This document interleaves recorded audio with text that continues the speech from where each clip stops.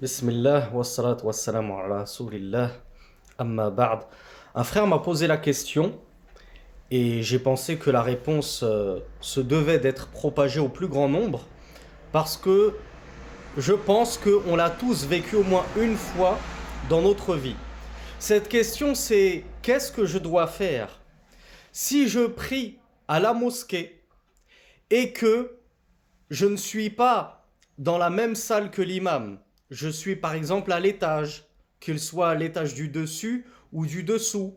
Ou bien je suis dans une pièce par exemple réservée aux femmes et que je ne vois ni l'imam, ni je l'entends, ni je ne vois aucun des fidèles qui suivent l'imam. Je suis complètement coupé de la prière de l'imam. Et ça arrive lorsqu'il y a une panne d'électricité. Ceux qui sont dans les étages de la mosquée, que ce soit en bas ou en haut, les femmes notamment, elles n'ont plus l'écran de contrôle pour voir l'imam et les fidèles, elles n'ont plus le son. Donc elles sont complètement coupées. Qu'est-ce qu'il convient de faire? Alors cette question a été posée à la Lajna Da'ima, présidée par Sheikh Ibn Baz à l'époque, rahmatullahi alayhi, et ils ont expliqué que ce qu'il convient de faire, c'est que chacun continue sa prière pour lui-même.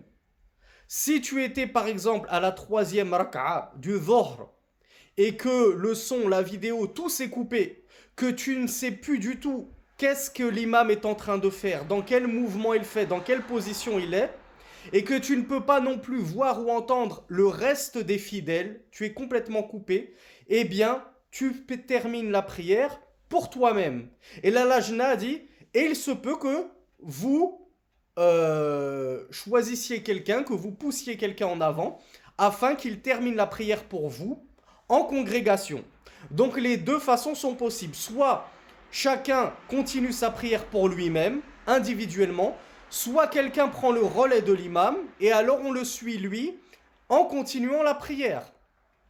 Il y a une deuxième chose qu'il convient d'aborder, et ça a notamment été expliqué par Cheikh Ibn Uthaymin, rahmatullahi alayhi, c'est que faire lorsque ceci arrive en plein Jumu'ah. Parce que le Jumu'ah a des règles spécifiques.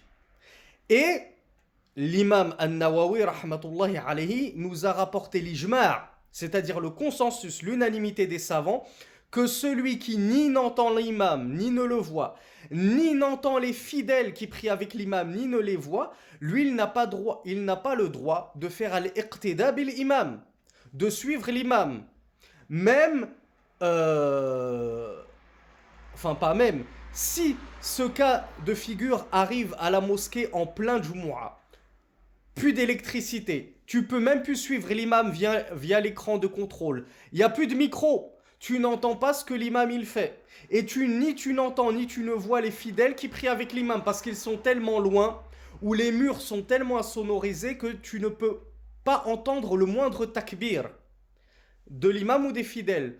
Eh bien, Sheikh Ibn Uthaymin nous dit, si ça arrive en plein Jumu'ah, en plein vendredi, tu dois, comme nous l'a expliqué la Lajna Da'ima, poursuivre la prière tout seul. Mais la prière du vendredi, tu la poursuis tout seul en 2 unités de prière, comme un Jumu'ah normal, ou bien en 4 unités de prière, comme si tu complétais un Dhuhr. Eh bien, Sheikh Ibn Uthaymin nous a dit, puisque le suivi de l'imam ici s'est arrêté en même temps que la retransmission télévisuelle ou la retransmission sonore, eh bien c'est comme si le Jumu'ah s'était coupé. Et donc en fonction du moment où le Jumu'ah s'est coupé, c'est là que ça déterminera le nombre de rak'a qu'il te reste. Donc si ça s'est coupé, si le son, l'image s'est coupée avant que l'imam ne soit dans la position du ruku', de l'inclinaison de la première rak'a, de la première unité de prière du Jumu'ah, alors tu dois considérer que tu as manqué, entre guillemets, le Jumu'ah. Et donc, puisque tu as manqué le Jumu'ah, tu devras compléter ta prière en 4 unités de prière, comme si c'était un Dhuhr.